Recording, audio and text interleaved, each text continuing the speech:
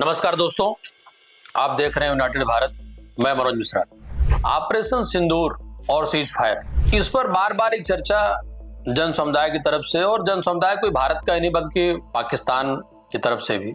कौन खुश कौन गम में, कौन जीता और कौन हारा को लेकर के ये बातें हम इसलिए कह रहे हैं कि सीज फायर तो किसी परिणाम के बाद, या किसने सीज फायर की डिमांड की, कौन चाहता था, किसकी मजबूरी थी, हमें लगता है 7 मई से 10 मई के बीच में हमने सबने बहुत बखूबी देखा, समझा और जाना।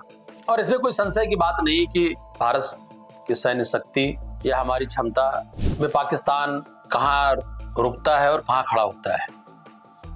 लेकिन एक मजे की बात यह है कि अगर आप देखें तो सीज फायर के बाद हमें तो इस बात पे गर्व है, और हम तिरंगा यात्रा के जरिए उन 22 अप्रैल की उस दुर्दांत घटना के बाद जो 140 करोड़ के देश की हर आबादी कहें या हर जन समुदाय या हर व्यक्ति दुखी था, चिंतित था, परेशान था, और उसको लग रहा था कि अब ये गलत हुआ। जो लोग मारे गए बड़े इनोसेंट लोग थे, घूमने गए थे, परिवार के साथ गए थे, और इसमें कहीं कोई संशय नहीं।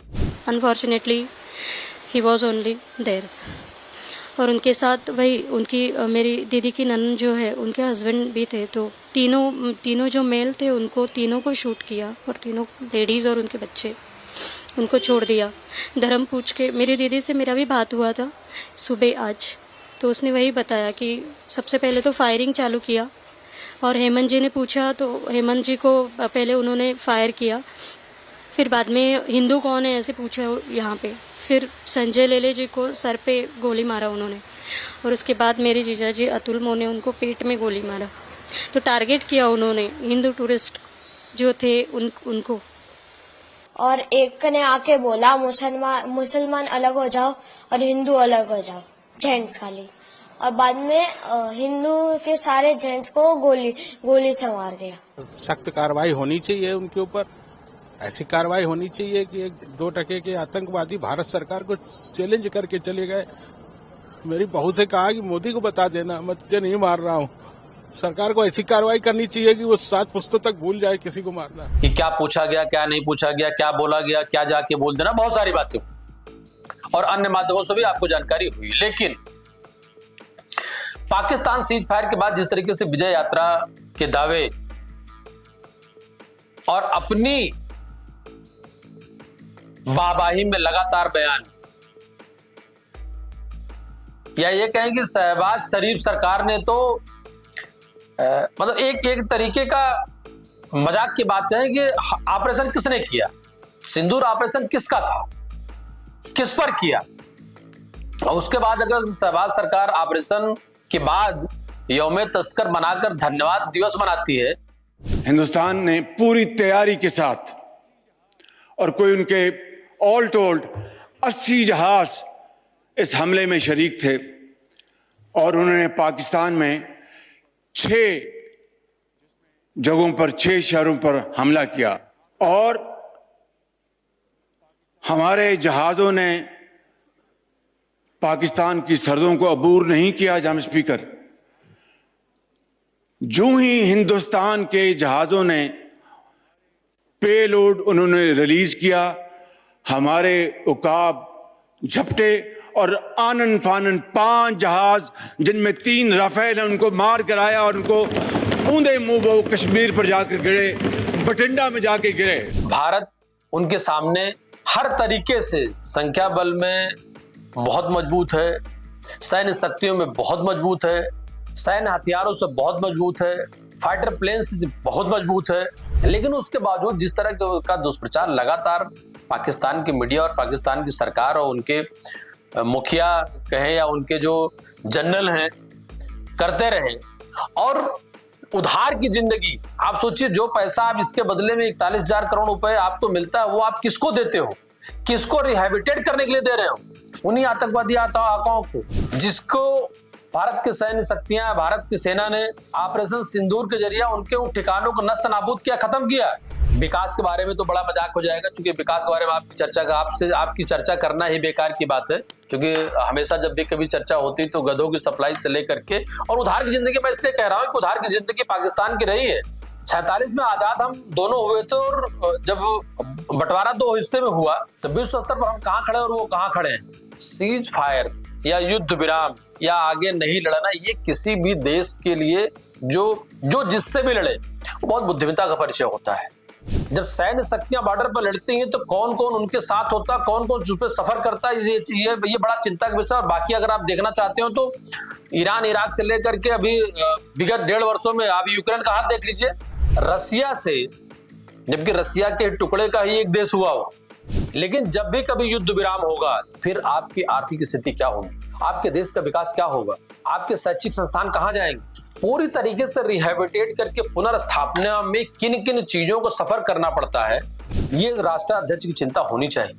हमें तिरंगे पे गर्व है, हमने तिरंगा यात्रा निकाली है, निकल रही है, तो उस पर गर्व इस बात को लेकर के है कि हम नहीं गए थे आपकी किसी भी इनोसेंट पाकिस्तानी को मारने के लिए, हमने कभी ऐसा नहीं किया।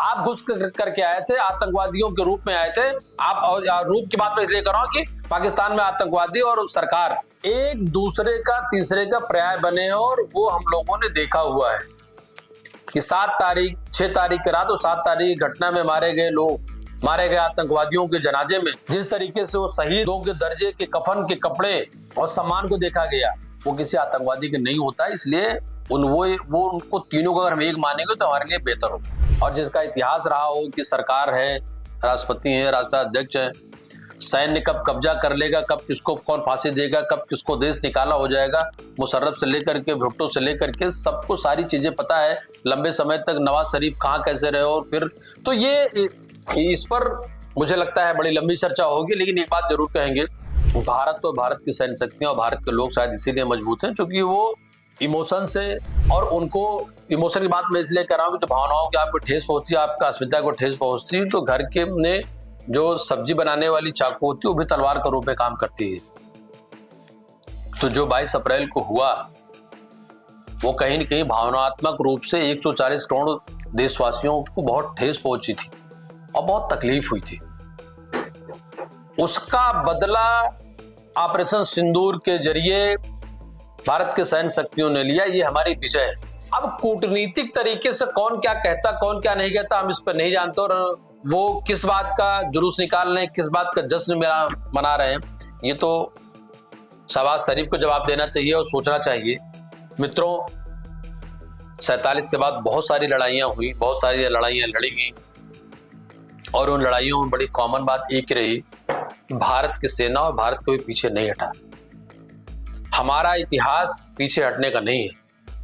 हमारा इतिहास 90,000 सशस्त्र सैनिकों के साथ सरेंडर करने का नहीं है। और सत्ता हस्तांतरण का अगर रूप पूरे विश्व में देखना हो, सबसे बड़े लोकतंत्र के रूप में देखना हो, तो भारत देखने के लिए आपके पास हजारों एग्जाम्पल है। चुनी हुई सरकार के बाद दूसरी सरकार बिना एक चींटी के नुकसान के भी मुस्कुराहट के साथ जिस तरीके से जाने वाला प्रधानमंत्री आने वाले प्रधानमंत्री का स्वागत करता, उसके शपथ ग्रहण समारोह में शामिल होता रहा है, ये हमारे लोकतंत्र की खूबसूरती। तो इस भारत के जो जीन्स हैं या जो गुण हैं, उनकी तुलना कभी पाकिस्तान जैसे आतंकवादी देश से करना और इस सीज फायर के बाद उस पर चर्चा करना, उस पर हंसी मजाक और विवाद के बहुत सारे वीडियो हमने आपने सब लोगों ने देखे, इन सब बातों का न जवाब था न जवाब है। शायद यही खूबसूरती हमको सबसे अलग रखती है। ये बनी रहे, जिसमें आप सबका बहुत बड़ा योगदान है, और आप सब लोगों ने पुनः आपका बहुत बहुत आभार, बहुत बहुत धन्यवाद। मैं फिर से अनुरोध करूंगा, ज्यादा से ज्यादा लाइक करें, देखें। धन्यवाद, नमस्कार।